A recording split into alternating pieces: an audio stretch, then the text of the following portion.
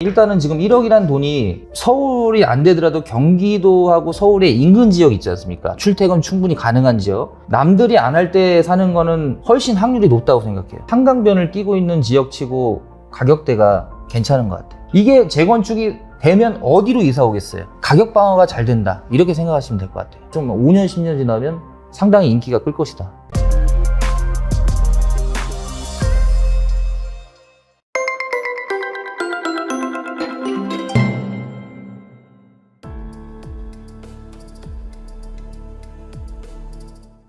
그렇다면은 진짜 좋은 중요한 질문인 것 같은데, 지금 1억 정도 목돈이 있는 무주택자라면은 예. 집을 사야 할까요? 아니면 월세를 연장하면 좀 기다려야 될까요? 일단은 저라는 입장에서 그냥 제가 이 입장이면 저는 분양권을 살 것 같아요. 분양권이요? 예, 아파트 분양권. 이 분양권이 좋은 점이 일단은 지금 1억이란 돈이 지금 현재 서울에서 투자할 수 있는 돈은 좀 적은 돈이에요, 사실. 투자가 힘든데 한 서울이 안 되더라도 경기도하고 서울의 인근 지역 있지 않습니까? 출퇴근 충분히 가능한 지역. 이런 지역에 분양하는 아파트 미분양이 지금 있잖아요. 그러면 청약통장 없이 살 수도 있고 내가 그냥 살 수가 있는 집들을 계약금 10%만 일단 넣어놓고 살 수 있다면 그 대신 이제 3년 후에 내가 어느 정도의 계획이 있어야죠.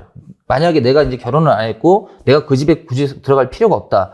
그러면 이게 분양가가 한 6억 된다. 그러면 1억을 넣고 그 사이에 한 1억 모은다고 치고 내가 전세를 줘가지고 이 집을 어느 정도 유지할 수 있는 능력이 있다 그러면 지금 사는 게 항상 맞죠. 왜? 프리미엄 주고 사는 것보다는 지금 원가에 사는 게 낫잖아요. 그러니까 저는 그렇게 투자에서는 그거는 중요한 게 남들이 안 할 때 사는 거는 훨씬 확률이 높다고 생각해요. 그거는 제가 느꼈어요. 많이 느꼈고 저도 투자를 많이 해봤는데 남들 따라가가지고 이제 막 뉴스에 나오고 예를 들어서 집값이 뭐 5억이 10억 됐네. 근데 10억에 따라간다. 그러지 마시고요. 지금 사시는 게 좋죠. 남들 안 쳐다볼 때. 그리고 모든 사람들이 주변 사람들이 만류할 때. 그게 저는 기회라고 생각해요. 오히려. 지금은 사실 아직도 대다수의 대중들이 뭔가 이렇게 아파트라든지 뭐 분양이라든지 청약 이런 거에 관심이 좀 덜하기 때문에 지금 사면 확실히 좀 싸게 살 수 있다. 그렇게 보시는 거겠네요. 그렇죠. 그리고 분양가가 이제 앞으로 떨어지기가 쉽지 않은 게 건축비가 너무 많이 올랐어요, 사실. 원가 많이 예, 올랐죠. 원가가 올라가지고. 두산 예. 근데 근데 아까 제가 말씀드린 왜 분양권을 사라 그러냐면 새 아파트를 싫어하는 사람은 사실 없잖아요. 없죠. 없죠? 재건축을 싫어하는 사람은 있어요. 왜? 기다려야 되니까. 근데 새 아파트는 3년 있다가 무조건 확실히 보장되는 거잖아요.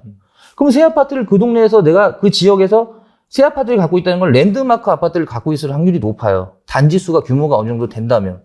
그러면 그 아파트가 회복세도 제일 빠르다는 거죠.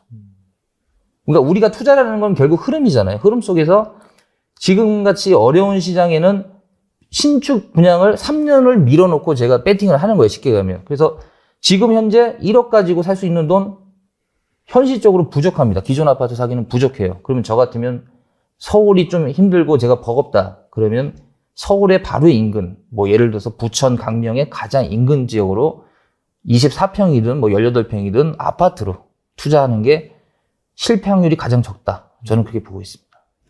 네, 그렇다면은 앞서서도 인구 문제를 말씀을 드렸는데 좀 투자할 만한 지역, 최악의 인구 절벽에도 살아남을 지역이 있다면은 어디를 보시는지. 저는 이제 당산동에서 부동산을 해서 그런지 당산동에 애착이 많은데요. 당산동 지역이 한강변을 끼고 있는 지역치고 가격대가 괜찮은 것 같아요. 비싸지 않다고 생각하거든요, 저는. 그리고 이쪽이 여의도 재건축 아파트가 생기면서 이 당산동이 재밌는 게 뭐냐면요.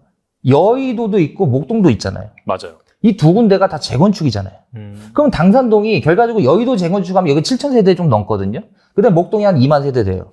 이게 재건축이 되면 어디로 이사 오겠어요? 당산동으로 올 거 아닙니까? 그럼 당산동에 전세가 어떻게 되겠습니까? 전세난이 생기겠죠. 모르겠죠, 이제. 그러면 전세를 살고 있던 사람들은 뭘 하겠어요? 집을 사겠죠? 그럼 집값이 오르겠어요? 떨어지겠어요? 오르죠. 그렇기 때문에 당산동은 약간의 이 당산동의 지역만 봐서는 안 되고요. 그 주변을 봐야 되는데 주변이 다 재건축이에요. 이런 데는 괜찮다는 거죠. 가격 방어가 잘 된다. 이렇게 생각하시면 될 것 같아요.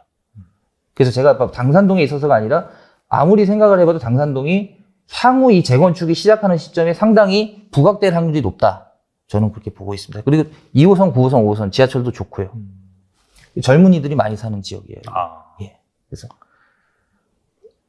이 목동 재건축하고 여의도 재건축을 어떻게 이제 정부에서 하냐가 문제인데 지금 여의도가 70년대고 목동이 80년대예요. 86년, 85년 여의도 시범아파트 71년이잖아요. 69년인가 71년인데 이게 지금 같이 동시에 맞물리기 시작하면요. 이쪽이 이제 뭐가 되냐면 집이 부족해요.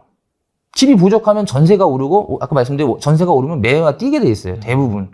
그게 약간의 뭐 금리 상황도 영향을 미치겠지만 대체적으로 그렇더라고요. 제가 해보니까. 그래서 당산동은 지금 여유가 되신다면 사셔도 절대 후회는 없을 것 같습니다. 아파트 중심으로. 무조건 아파트 사는 게 좋긴 좋습니다. 이거 오피스텔도 분명히 조금 오르긴 하는데 왜냐면 건축비가 오르니까 분양가가 오르거든요. 그래서 기존 오피스텔이 싸게 느껴지는 시점이 오긴 해요. 근데 국가에서 지금 세금 부분을 이거 종부세나 이런 걸 빼줘야 되는데 주택으로 간주를 안 시켜주는데 지금 주택으로 간주하고 있지 않습니까? 주택임대차입자 안 하기 경우에는 그게 지금 가장 큰 제약이에요. 그것만 풀어준다면 오피스텔도 상당히 상승할 수 있는 요인이 있어요. 왜? 그 전에 너무 안 올랐거든요. 그러니까 뭐든지 응축되어 있는 거는 한번 터뜨리면 크게 나오잖아요. 그렇죠. 그게 바로 오피스텔의 특징인데 그래도 뭐 투자를 제가 만약에 한 채를 해야 된다면 저는 아파트를 권하고 싶은 건 사실이에요. 당산 쪽에다가. 그러니까 그거는 꼭 당산동 그분만의 또 지역적으로 있을 테니까 뭐 출퇴근하기가 좋은 점도 있겠지만 제가 기준으로 당산동을 예를 든다면 이런 부분 때문에 나는 당산동이 괜찮다. 아까 말씀드린 대로. 재건축 때문에 여기가 좀 부각이 될 가능성이 높다. 왜? 목동에 있는 분들도 저쪽 당산동에 안 가시면 어떤 문제가 생기냐면 강석으로 가야 돼요. 마곡지구로. 그러니까 오히려 외곽으로 빠져야 된단 말이에요. 근데 당산동을 안으로 들어오는 거잖아요. 인으로. 그러면 대부분 인을 선택한다 확률이 높다는 거죠. 제가 볼 때는. 1순위가 여기였네요. 딱 봐도. 여기가 제일 가까워요. 그러니까 여기서 학원을 이제 뭐 자녀분들 때문에 목동을 가는데 학원을 다녀야 된다. 그럼 당산동에선 다닐 수 있잖아요. 그러면 사람들의 선택은 여기잖아요. 그러면 여기 기존에 있는 세입자들이 어찌 보면 목동에 있는 재건축 이주 수요로 좀 나가야 되는 시점이 생기기 때문에 그럼 그분들이 또 뭐 하겠어요? 집을 사겠죠.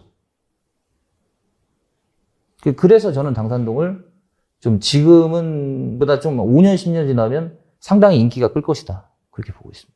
궁금한 게 듣다 보니까 이게 이제 결과적으로 당산동이 매력적인 게 주변에 이 재개발, 수혜 때문이잖아요. 그렇다면 약간 서울 지역에 이렇게 막 재개발, 수혜 관점에서 뭐 더 큰 데가 있는지 아니면 여기가 그런 걸 다 따져봤을 때 좀 상당히 매력적인 것인지 그런 게 좀 궁금하긴 지금 하거든요. 상계동에 상계 주공 아파트가 재건축을 이제 준비하고 있거든요. 거기가 87년도, 88년도 그렇습니다. 대부분. 미미삼이라고 또 저쪽에 있는 거, 공릉동에 있는 거 있는데, 월계동에. 거기가 지금 단지 수로는 아마 가장 클 거예요.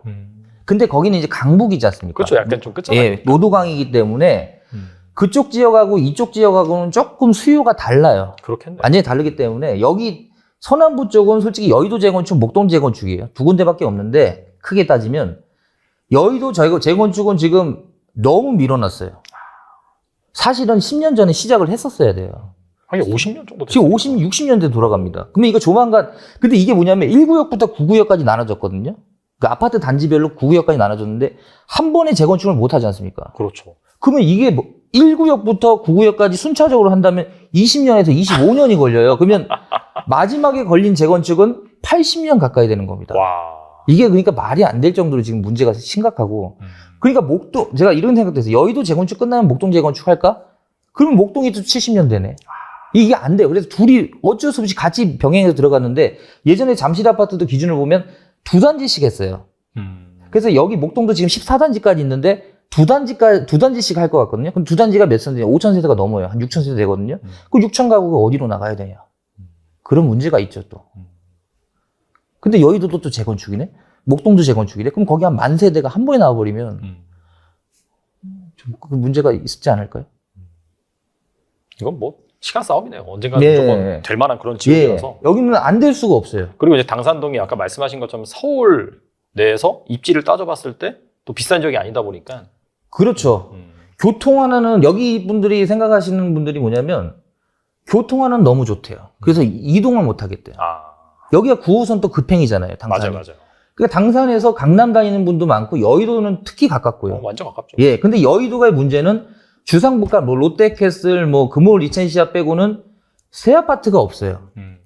그러니까 너무 오래된 5, 60년대 살기가 싫으니까 당산동으로 많이 오는 거거든요. 물론 마포 쪽도 가지만 당산동이 많은데 이 당산동이 목동하고 여의도에 딱 샌드위치가 돼가지고 아마 5년, 10년이면 집이 엄청 부족하다는 얘기가 많이 나올 수밖에 없는 지역이에요. 마포가 좀 더 비싸잖아요. 그죠? 당산보다는.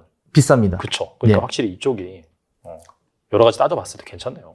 근데 마포보다 이제 우리 당산이 그래도 자랑할 수 있는 거는 9호선이 있다.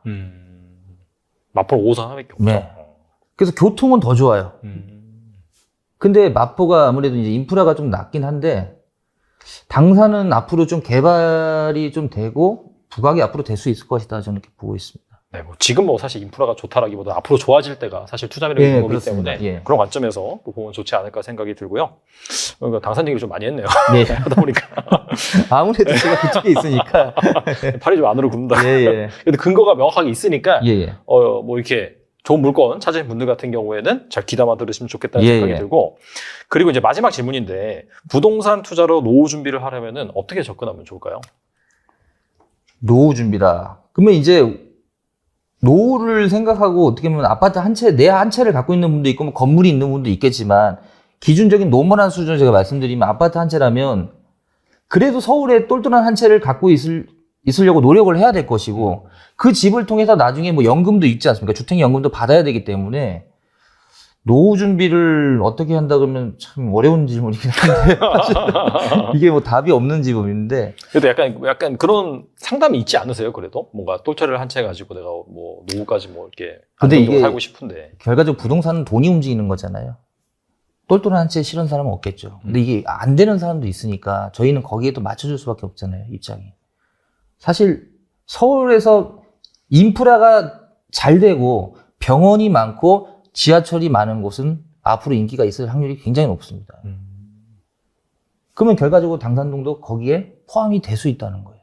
학구는 뭐 이렇게 딱히 당산동이 이제 숙제가 뭐냐면 이 목동 학군이 너무 높다 보니 당산동이 거기에 비해 좀 못 미친다.